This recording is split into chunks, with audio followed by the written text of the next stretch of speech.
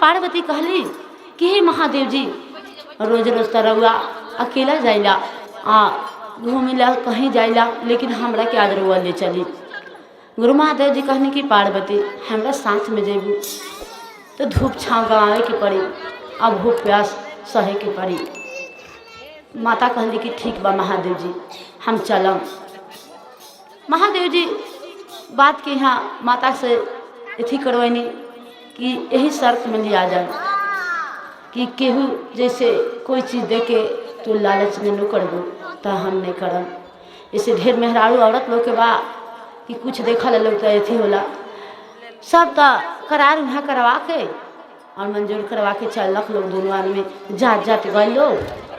तो देखी गुरु भाई और गुरु बहन लोग कि जैसे एगो गरीब किसान भाई रहस और किसान भाई एक कट्ठा जैसे तिल के खेती कर रहे और तिल के खेती करके वो दोनों आदमी रहे लोग, उनका एको बाल बच्चा नहीं रहे और वह तिल के खेती करे लोग बेच के अपना घर परिवार चलावत रहे लोग। और महादेव जी कुछ आगे हुआ, माता पार्वती पीछे बानी। और माता पार्वती जी किसान भाई से परीक्षा लेवता नहीं कि जैसे उनका खेत में आम आ गई और तिल के जितना रहे फर सुरुक सुरुक के तरह हाथी पर मिसतनी आप फूकतनी आ देखे में बहुत सुंदर लागता।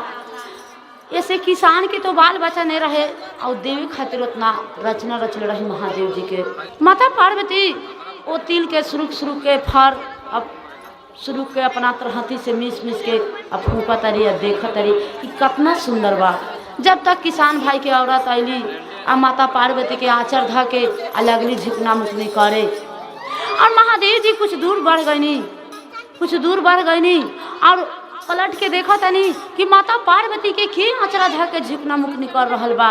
झिकना मुकनी करता लोग महादेव जी आ गईनी और माता जी के भीरे और कहतनी कि पार्वती का भैला आता देखी ने बहुत सुंदर तिल के फरबा और हम दो चार गो सुरुक के थोड़ा तरहती पर मिस के फूकनी है और देखे में बहुत सुंदर लागल है का।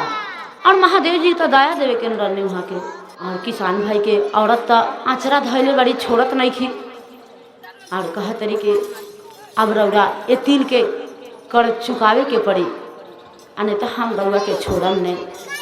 माई पार्वती जी मुस्का तरी और महादेव जी कहते नहीं पार्वती ये बतावा चर्चा तमाम आदमी करला लेकिन खीसा घर वाला बहुत आदमी कहला, सास पतोह वाला ठीक बा, लेकिन इस संसार में ढेर आदमी हो गई बा और महादेव जी के चर्चा अपरंपार बा।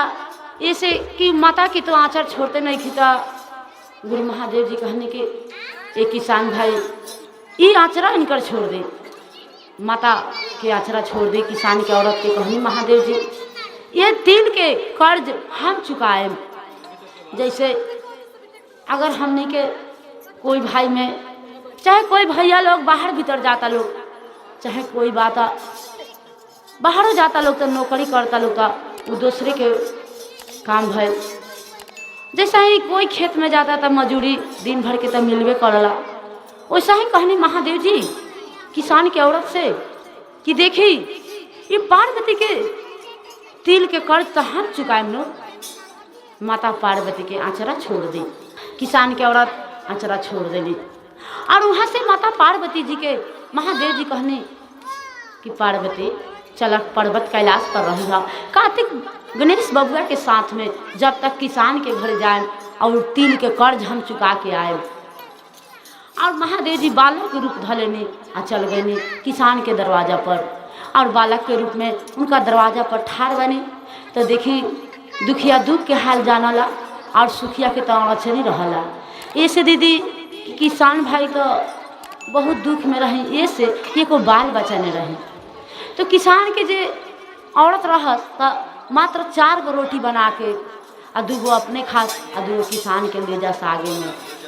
किसान भाई के माया उतने दया रहे कि 1 रोटी खास आ 1 रोटी वो बालक के देश खाए खातिर। और के रहे महादेव जी रहे न तिल के कर्ज चुकावे खातिर गए रहे। और देखी किसान भाई के घर जब महादेव जी बालक के रूप में रह गई वो तिल के कर्ज चुकावे खातिर रहते रहते कुछ दिन बीतल। तो जैसे 4 गो हमनी के गुरु बहन बाने तो जैसे आज पूर्णवासी बा, बहुत अच्छा दिन बा। और काल्हे से सावन महीना पावन दिन होला, चढ़े वाला बनो। यही से 79 दिन रहे। 4 गो शिष्या बहन कहलक लोग कि हमने के चले के गंगा स्नान करे। तो किसान के औरत कहली कि ठीक बा हमहू जाए। और महादेव जी के नाम का पड़ रहे, उबारन नाम रहे, उबारन। कहली कि आज रात के हमने के कुछ बना लेवे के बा और भोर में चले के बा, और उबारन के जाने नहीं खे देवे के, आने तो साथ में जइहन तो उबारन सब छीन के छीट छाट दिहन, खोल के खा जइहन। और उनका से चोरी के कर ले बा दुनिया में केहू ने। किसान के औरत बना लेली खाए पिए वाला सामान, जैसे पुआ पकवान, और मोटरी झोटरी पहले के औरत लोग बांध लेत लख लोग और झोरी में धर लेत लख लोग, ठीक। और का कहली कि बांध छान के आप रख देली आ कहली कि हमनी के भोर ही उठ के चले के। अगर उबारन जनिहन तो मोटरी लेके आगे ही चल जइहन। तो हमनी के उनका से चोरी महादेव जी से नुकल रहस किसान के औरत। का कली मोटरी लुका देली, और जब तक ले सूत के उठा तरी भोर में जाए खातिर, तलू महादेव जी वो चौराहा पर लेके ठाड़ हो गई। अब मोटरी घर में खोज तारी कि का हो गई का ने। अब कहलक लोग कि का भाई किसान के औरत के, तो पता नहीं उबारन तो सुतल रहा नहीं खान, हो सकता मोटरी लेके कुछ दूर बढ़ गए हुई। जब तक जाता लोग तब तक वहाँ सिवान पर जाके ठाड़ बनी महादेव जी। और देखी जब गंगा स्नान करे गए लोग तो सब कोई मोटरी कहने कि महादेव जी उबारन कहलन कि हमरा के अपन अपन मोटरिया दी लो, हम धैले बानी जब तक रउआ लोग नहा ले। किसान के औरत नहीं खी दे। हाँ, हम उतना मेहनत से बना के ले आए बनी खाना पीना, उबारन में से खइहन, काहे खातिर देम इनका के मोटरी। और महादेव जी के थोड़ा मन में क्रोध आ गए कि किसान कुछ न कुछ हमरा के खियाइला, आई किसान के औरत हमरा के ले अली गंगा स्नान आयली, तबू उहे बात बा मोटरी सब कोई के ले लेली। आ सब कोई नहा ना आवत लोग तक कपड़ा सब कोई के दे दिलन। महादेव जी उबारन नाम रहे उनकर, दे दिलन। और किसान के औरत के कहलन कि चलिए अब हम अपना से नहावत रहुआ के। और खीस में हाथ धो के और वो सोती में लुटा लुटा के लसार लसार के नहवावत रन। और नहवा के पाकी कादो लगा दिलन। आ कहलन कि अब चल जाए बढ़िया पानी में नहाए। तो देखिए महादेव से छल नहीं खे करे के, ऐसे छल कैली महादेव जी से। वो लोग 4 आदमी रहे तो कुछ न कुछ उनका के तो उबारन के दे रहे खाए खातिर, आ किसान के औरत कुछ नहीं खी दे। महादेव जी के मन में क्रोध है और हाथ धा के खूब घिसियावते ले अलन। अली घरे तो पूछा तारी किसान भाई पूछलन, ई बतावा उबारन के खियलू हो कुछ कीन के। कह तारी के उनका के का खियाओ, उ तो लसार लसार हमरा के नहवैले बारन पाँकों में, ठीक कैलन हो। और महादेव जी कहनी किसान भाई के कि सुनी रौरा चली एक खेत में, हम बिया छीटम रउआ हर जोतम वही तिल के खेत में, और जहाँ तक ले हर चलाम जहाँ तक ले राउ हो जाए, और 1 किलो तिल ले आए, जहाँ तक ले बिया छिटाई सब राउ खेत हो जाए। किसान भाई कहलन कि दूसरा के खेत के अपन कैसे हो, तो चली ने हम चलत आने, जहाँ तक ले हर चलैले बारन जहाँ तक ले इनकर भइल बा। महादेव जी के दया अपरंपार बा।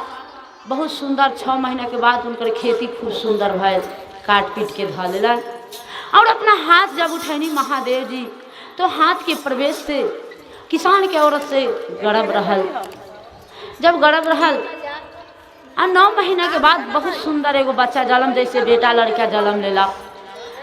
देखिए महादेव जी अपन रचना कैसे कैसे रचतनी, कहतनी कि जहिया नहवावे के उनका समय आए रहे किसान के औरत के, महादेव जी अपना से पानी धके गरम करतनी।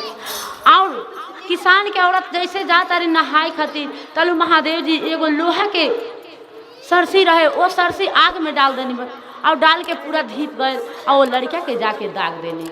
वो लड़का जब रोए लागल तो किसान के औरत का कहत रही, ए उबारन तू हमरा लड़का के का कैल ह, चिवटी कटल ह कि मरल ह, तू चल जा हमरा घरे से, अब हमरा तो रहे वाला बेटा हमरा हो गए, अब हमर तू के बार।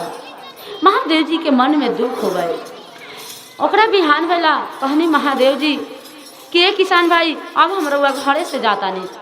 और किसान भाई के तो बहुत ममता रहे कि रउआ आयला से तो हमरा सब कुछ हो गए, जहाँ महादेव जी के पाँव पड़ जाला और उनकर दया बरस जाला, जहाँ बनल काम भी बिगड़ल काम हो जाला बन जाला।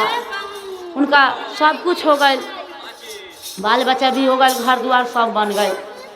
अब महादेव जी कहतनी कि अब हम जातनी रउआ घर से। कहनी कि काहे हमार परिवार कुछ बोलले बा? अत ना अब हमरा जाए के समय हो गए बा। हम पार्वती के ये तिल के कर्ज इतना दिन से चुकावत रहनी हा, अब हम जाता नहीं। किसान भाई घोर धके रोए लगनी कि हे उबारन तू हमरा घर से नत जा, तोहरा आयला से हमरा सब कुछ हो गए, कि एक बालक हो गए, ये जिंदगी के सहारा हो गए।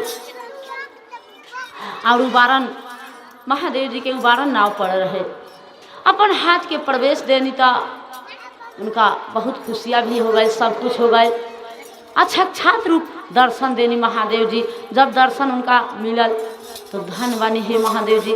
किसान भाई पैर पर गिर के गोर लगनी, कहनी कि धन बानी हे महादेव जी कि पार्वती ने हमर तिल सुरुक्ति अने रउआ इतना दया हमरे के दे के देती। धन बानी हे गुरु महादेव जी। जैसे गुरु भैया पर दया केनी किसान भैया बहन पर, वैसे सब गुरु भैया और गुरु बहन पर दया करे और महिमा पार बा।